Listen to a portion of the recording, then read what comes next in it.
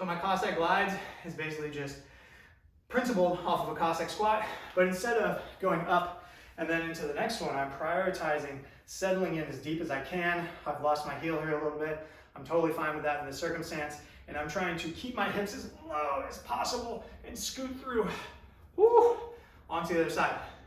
Now you may not have that flexibility. You got to pop up a little bit more.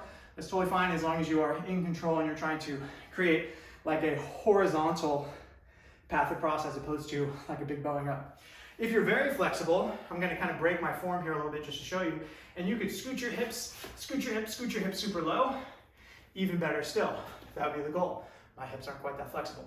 Essentially, what you're trying to do is maximize the tension that you're able to recruit and maintain and produce force through in this bottom position. As far as this knee goes, as much as possible, I want this tracking out, so it's on the outside of my toe and my shoulder.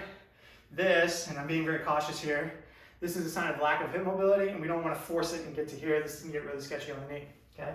So if you can't get that deep, and let's say this is as far as you can get before that knee starts to cave in, that's fine. Don't be afraid to go wide to maintain that good hip position, and you can still get a perfectly productive glide through there. Totally fine.